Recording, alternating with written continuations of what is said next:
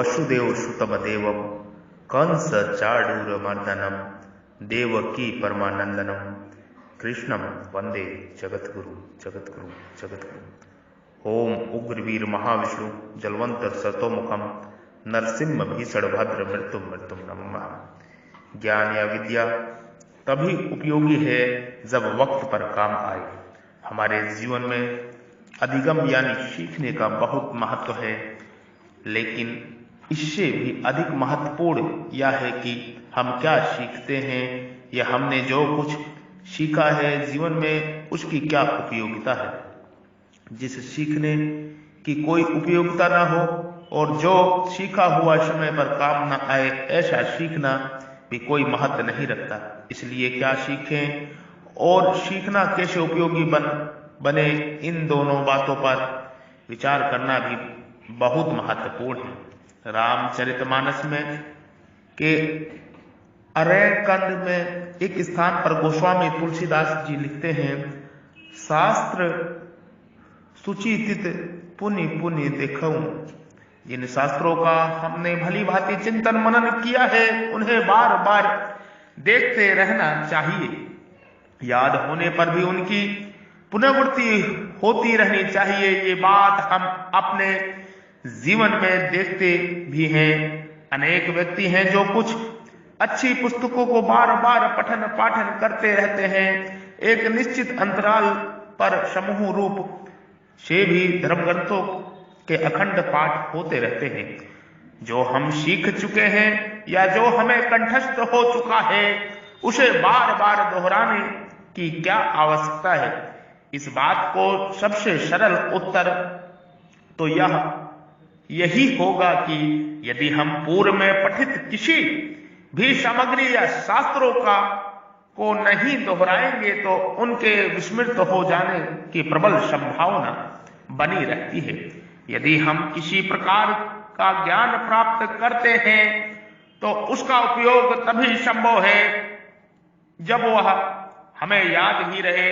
जो बातें समय पर याद ही ना आए उनको पढ़ने या याद करने का क्या लाभ।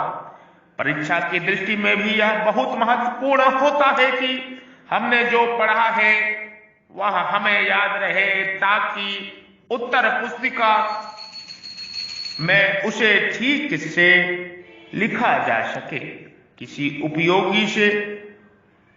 उपयोगी विद्या को प्राप्त करने के बाद अभ्यास या पुनरावृत्ति के अभाव में उसे भूल जाना समय या संसाधनों का दुरुपयोग ही कहा जाएगा। गोस्वामी तुलसीदास की भली भांति चिंतन मनन की गई सामग्री की बार बार पुनरावृत्ति की बात से एक बात और स्पष्ट हो जाती है कि हम केवल उपयोगी और सार्थक चिंतन ही करें और उसे दोहराते रहे ताकि वह स्थायित्व प्राप्त कर ले और हमारे व्यवहार में अहंकार हमारे जीवन का अंग बन जाए। हमारे व्यवहार में आकर हमारे जीवन का अंग बन जाए। हमारे व्यवहार में आकर हमारे जीवन का अंग बन जाए। सुचितित शास्त्र से भी यह भावना व्यक्त होती है कि जिसे हमने भली भांति गहन चिंतन के पश्चात चुना है वह ज्ञान या अनुभव बहुत महत्वपूर्ण है और उसके दोहराते रहने से भी यह तात्पर्य निकलता है कि हमने बहुमूल्य समय और संसाधनों से अपने जीवन में जो महत्वपूर्ण और उपयोगी चिंतन किया है या जो कुशलताएं अर्जित की है वे व्यर्थ ना जाएं। उनसे हम ही नहीं पूरा समाज और राष्ट्र विश्व राष्ट्र लाभान्वित हो। हमारे जीवन भर का परिश्रम उचित समय पर हमारे काम आए। निरंतर नई योग्यताएं प्राप्त करना और नई नई बातें सीखना अच्छी बात है, लेकिन पूर्व में अर्जित ज्ञान और कुशलताओं को विस्मृत होने से बचने के लिए उनका भी निरंतर अभ्यास या पुनरावृत्ति अनिवार्य है। उन्हें बार बार दोहराने का ये प्रभाव होगा कि उन बातों के लिए हमारे मन की कंडीशनिंग हो जाएगी और हम उन बातों को अपने व्यवहार में लाने के लिए स्वाभाविक रूप से बाध्य हो जाएंगे। साथ ही आवश्यकता पड़ने पर उससे लाभान्वित भी हो पाएंगे यदि हम अपनी अर्जित योग्यताओं को संभाल कर रख पाते तो उनके सार्थक या लाभकारी उपयोग के अवसर भी अवश्य ही उपलब्ध हो जाएंगे। ज्ञान या विद्या तभी उपयोगी है जब वक्त पर काम आए। ज्ञान या विद्या तभी उपयोगी है जब वक्त पर काम आए। शास्त्र सुचितित पुण्य पुण्य देखिया। शास्त्र सुचितित पुण्य पुण्य देखिया, ये गोस्वामी तुलसीदास जी ने कहा है।